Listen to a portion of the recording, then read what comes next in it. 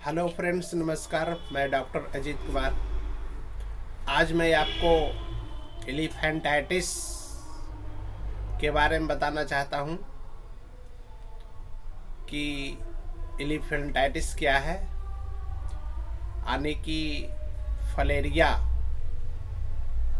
क्या है। उसे आप हिंदी में कहा जाता है। तो आइए दोस्तों, मैं इसके बारे में पूरी तरह से जानकारी दे देना चाहता हूँ कि फलेरिया क्या है और फलेरिया कैसे होती है। अगर किन्हीं पर्सन्स को फलेरिया का शिकायत है तो होम्योपैथिक मेडिसिन से कैसे दूर किया जाता है।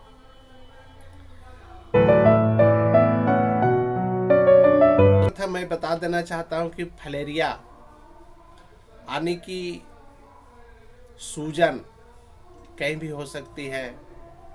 पैर में भी फलेरिया हो सकती है, हाथ में फलेरिया हो सकती है और ब्रेस्ट में भी फलेरिया हो सकती है और पेनिस में भी फलेरिया हो सकती है। यानी कि शरीर के किसी भी भाग में फलेरिया होने की ज़्यादा संभावना होती है, लेकिन ज़्यादा करके केस में लेग्स में फलेरिया होने की ज़्यादा शिकायत मिलती है।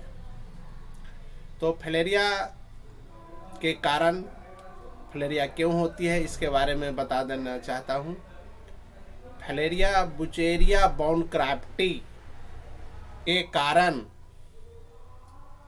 ही फलेरिया का शिकायत होती है। यानी कि किसी पर्सन्स फलेरिया से ग्रसित है, अगर उसे मच्छर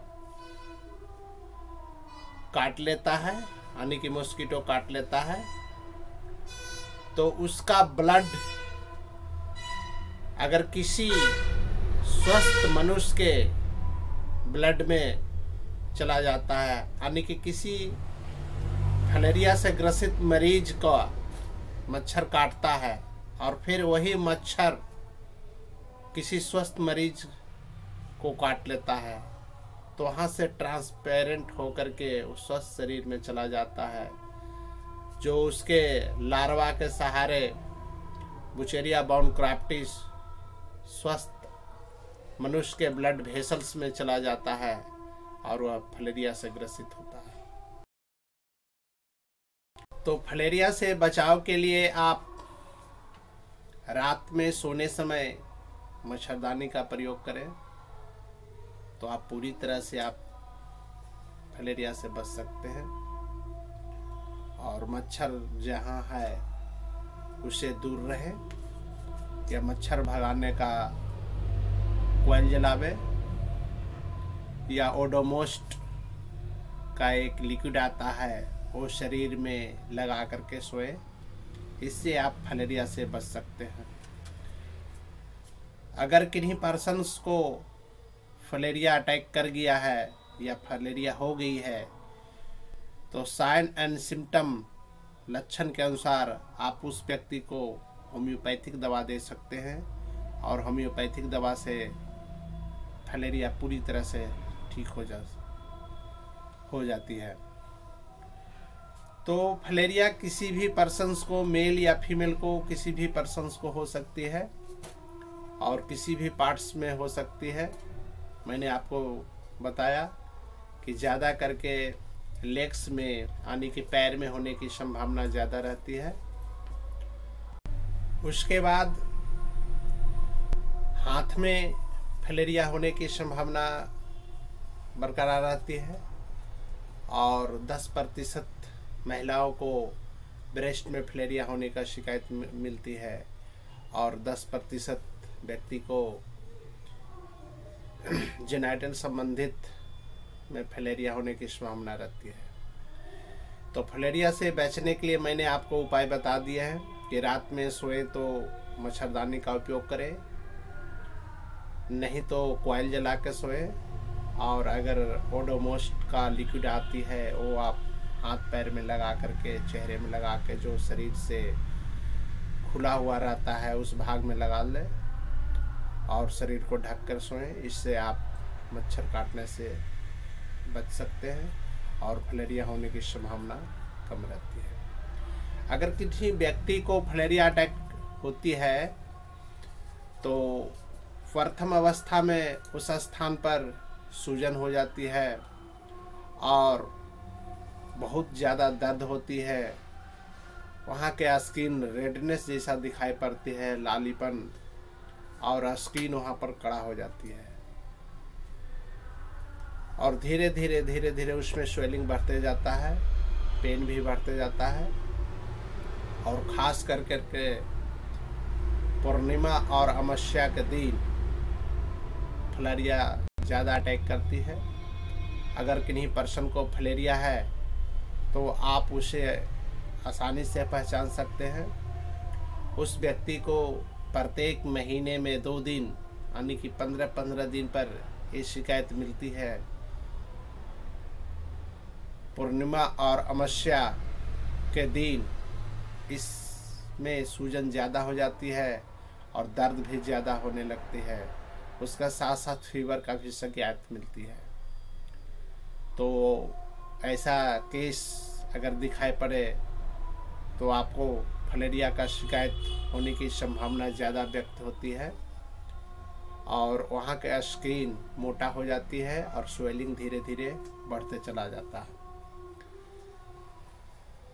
इस प्रकार आपने देखा कि फलेरिया क्या लक्षण होते हैं और फलेरिया क्या चीज़ से होती है। अगर सावधानी बरता जाए तो फलेरिया नहीं हो सकती है।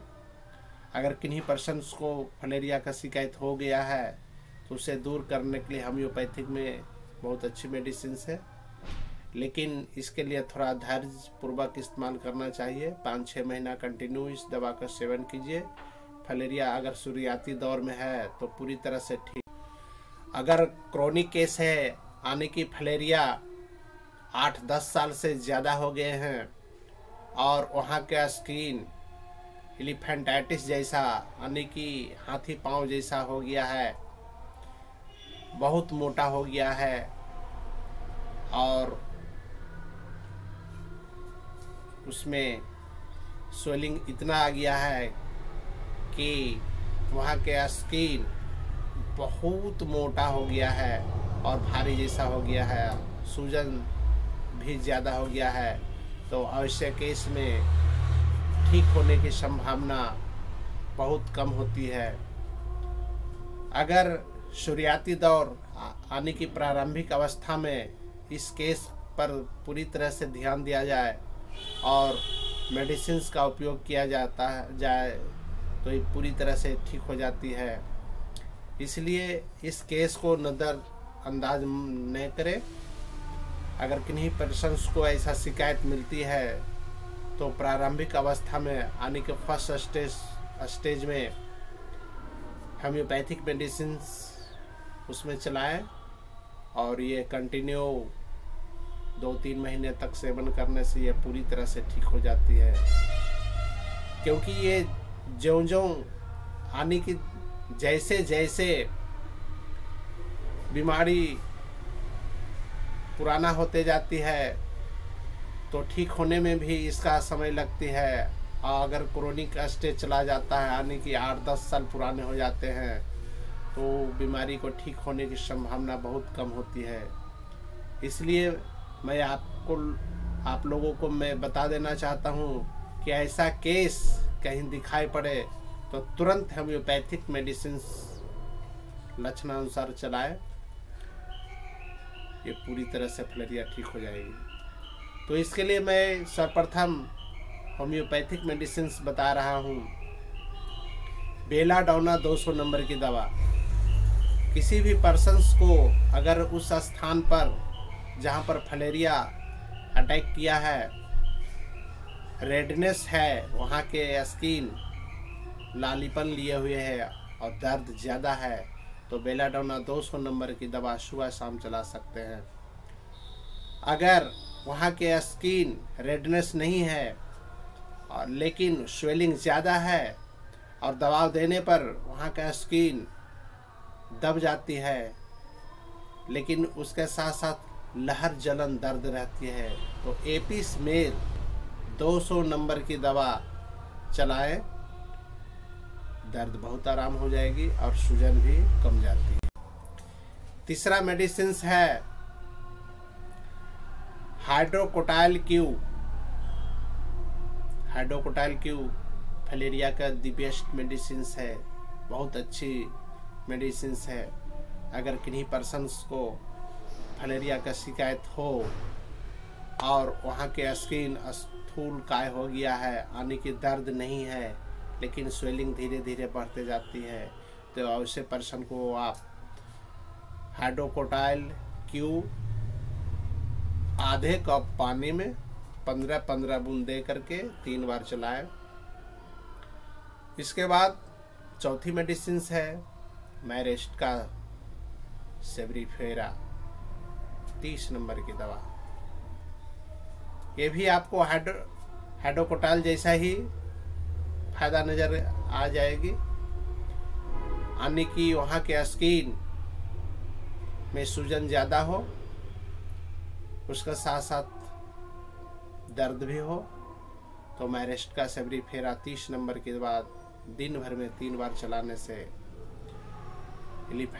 एलिफेंटाइटिस का जो शिकायत है, यानी कि फलेरिया का जो शिकायत है, वो ठीक हो जाती है।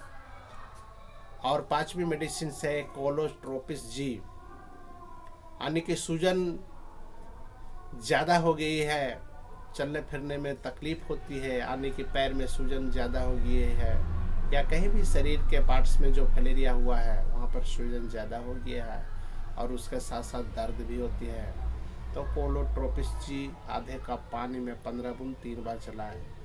कंटिन्यू 3-4 महीने तक सेवन कराएं तो फलेरिया पूरी तरह से ठीक हो जाती है। इसके साथ साथ पेशेंट को ये ध्यान देना चाहिए कि ठंडे चीज़ का प्रयोग ना करें, यानी कि दही का सेवन रात में नहीं करें, और जो भी ठंडे पदार्थ है केले का सेवन और अमरूद का सेवन, जो अमरूद रात में खाते हैं फलेरिया पर्सन, उसको ऐसा केस जिन्हें है रात में इसका सेवन ना करें, रात में जूस ना पिए और दही का भी सेवन रात में ना करें। अगर ऐसा परहेज करते हैं और मेडिसिन कंटिन्यू लेते हैं 2-2.5 महीने तक कंटिन्यू प्रारंभिक स्टेज में इस दवा का सेवन करते हैं, तो हमें उम्मीद है कि एलिफेंटाइटिस का जो शिकायत है, यानी कि फलेरिया का शिकायत है, पूरी तरह से ठीक हो जाता है। थैंक यू दोस्तों, नमस्कार।